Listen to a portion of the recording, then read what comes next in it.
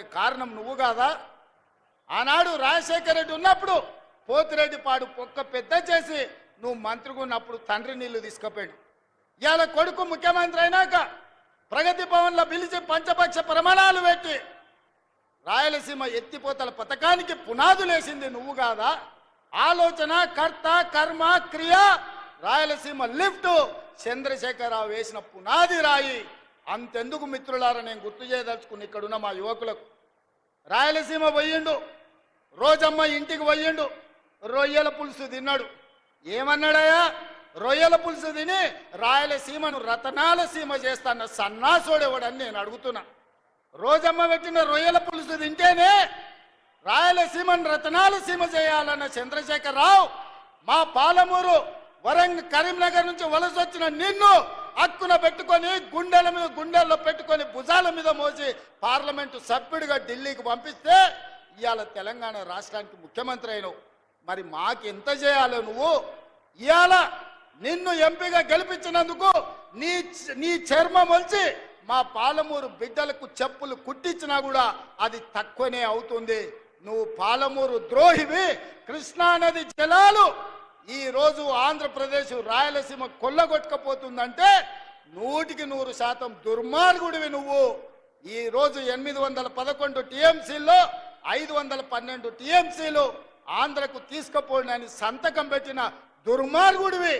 ఇవాళ సంతకమే తెలంగాణ రైతాంగానికి యమపాశమై ఈరోజు మా ప్రాణాలను బలిగొనే పరిస్థితి వచ్చింది. అందుకే ఇవాళ ప్రాజెక్టుల మీద, నీళ్ల మీద, పడవ పడ్డ పాలమూరు మీద, ఇక్కడ పుట్టి ఇక్కడ పెరిగి, పుట్టింది అచ్చంపేట్ల, పెరిగింది వనపర్తిలా, గెలిచింది కొడంగల్లా, ఈ పాలమూరు రుణం తీర్చుకోనికనే తెలంగాణ ముఖ్యమంత్రినైనా మా నారాయణపేట కొడంగల్ మక్తల్ ప్రాజెక్టు ప్రారంభిస్తే కేసులేసి అడ్డుకోవాలనే ప్రయత్నం చేస్తున్నావు. ఎస్ఎల్బీసీని పడావు పెడితే పని చేయాలంటే అడ్డం వచ్చి పండుకుంటున్నావు. ఇవాళ మా పాలమూరును పడావు పెట్టిందే నువ్వు చంద్రశేఖరరావు. నిన్ను నమ్మినందుకు మమ్మల్ని నట్టేట ముంచినవు. వెనకటికి పెద్దలు చెప్పినట్టు నమ్మి నానబోస్తే పుచ్చి బుర్రెలైనాయని ఇవాళ చంద్రశేఖరరావు నమ్ముకున్నందుకు పాలమూరు జిల్లా ఎడారిగా మారింది.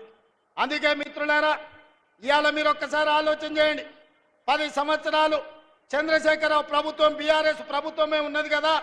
మీరందరు కలిసి మేఘారెడ్డి, నన్ను, మల్లురవిని, బట్టి విక్రమార్క గారిని, మధుసూదన్ రెడ్డిని, రాజేష్ను, శంకర్ను ఆశీర్వదించి 5 ఏళ్ల కోసం అధికారం ఇస్తే ఏడాది కాకముందే మమ్మల్ని దిగిపోమంటారు. ఇది న్యాయమా? ఒక్కసారి ఆలోచన చేయండి. 10 ఏళ్ళు మీరే కదా దోసుకున్నది, 10 ఏళ్ళు పాలించింది మీరే కదా, 10 ఏళ్ళు ఏలుకున్నది మీరే, దోసుకున్నది మీరే, 10 ఏళ్ళు అధికారాన్ని అనుభవించింది మీరే. ఒక పాలమూరు రైతు బిడ్డ నల్లమల్ల ప్రాంతం నుంచి తెలంగాణకు ముఖ్యమంత్రి అయితే చూసి ఓర్వలేరా?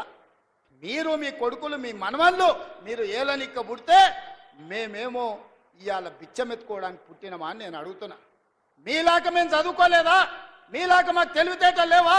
మీలాక మేము పరిపాలన చేయలేమా? మా పాలమూరులకు శక్తి లేదా? ఈ దేశమే కాదు, ఈ ప్రపంచాన్ని నడిపించగలిగిన శక్తి నా సోదరులకు, నా సోదరిమణులకు ఉంది. చంద్రశేఖరరావు, నువ్వు అనుకుంటున్నావేమో బిడ్డ పాలమూరోడు అమాయకుడని. మాది అమాయకత్వం కాదు, మాది మంచితనం. మా మంచితనాన్ని నువ్వు పరీక్ష పెడితే తిక్క రేగిందంటే డొక్కజించి డోలు కడతాం.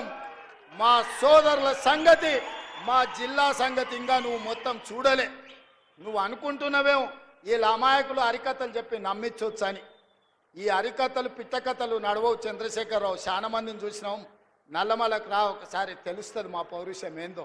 నల్లమల అడవుల నుంచి దేశానికే నాయకత్వం వహించిన పటేల్ సుధాకర్ రెడ్డి మా పాలమూరు బిడ్డ, మర్చిపోకు. పౌరుషానికి, పోరాటానికి మా పండుగ సాయన్న మా పాలమూరు బిడ్డ, మర్చిపోకు అని నేను చెప్పదలుచుకున్నా. మొట్టమొదటి తెలంగాణ ముఖ్యమంత్రి బూరుగుల రామకృష్ణారావు మా పాలమూరు బిడ్డ, నువ్వు మర్చిపోకు. ఉత్తమ పార్లమెంటేరియన్ వచ్చిన మా జైపాల్ రెడ్డి మా పాలమూరు బిడ్డ.